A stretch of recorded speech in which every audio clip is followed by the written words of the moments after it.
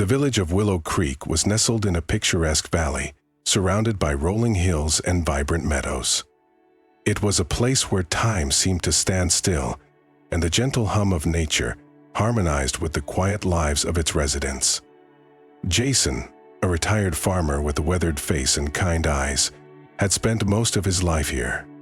His steadfast companion, Lila, a caramel-furred Labrador, was more than just a pet. She was the heartbeat of his modest farm. Her playful antics brought laughter to children and warmth to neighbors who passed by, ruffling her ears or offering her scraps. One fateful day, however, everything changed. Lila's smallest puppy, her pride and joy, wandered too close to the old abandoned well on Jason's land. Before anyone could react, the pup tumbled into the darkness below. From that moment, Lila was no longer the exuberant dog the village had adored. She became a guardian, bound to the stone circle of the well as if her very soul were trapped alongside her lost pup. Days turned into a week, and Lila's transformation was stark.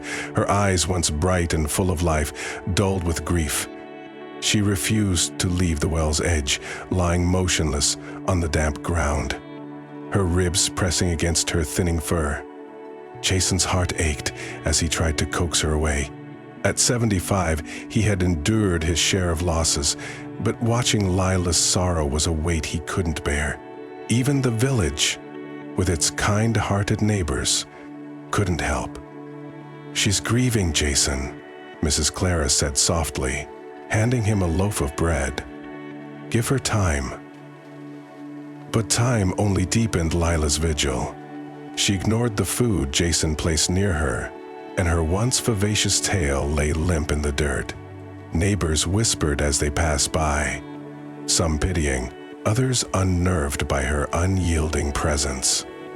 The abandoned well had been a part of the village's landscape for generations, its dangers ignored as life carried on. But now, with Lila's grief drawing attention, it became a point of contention. At a town meeting under the shade of the ancient oak tree, the villagers debated its fate. "We should have filled it in long ago," Mr. Gupta said firmly. "It's a hazard." Others nodded in agreement, murmuring their support. By the meeting's end, it was decided the well would be sealed the following week. Jason listened in silence, his weathered hands gripping the wooden bench. While he understood their reasoning, he felt uneasy. That night, he knelt by Lila's side, stroking her fur. "They're closing it, girl," he whispered. Lila's low growl was her only response, her body tense and her gaze unwavering. The seventh night arrived with a heavy stillness. Stars barely pierced the dark sky, and the air hung thick with anticipation. Jason sat on his porch, the old boards creaking beneath his weight. Suddenly, Lila's bark shattered the silence, a desperate, frantic sound that sent chills through him. He grabbed his flashlight and rushed to the well, finding her clawing at the stones, her barks filled with urgency. Jason aimed a flashlight down the well. At first, all he saw was darkness. But then, a small, pale shape caught the light. A child, tangled in debris, his fragile chest rising and falling in shallow breaths. "Dear God!" Jason gasped, his heart pounding.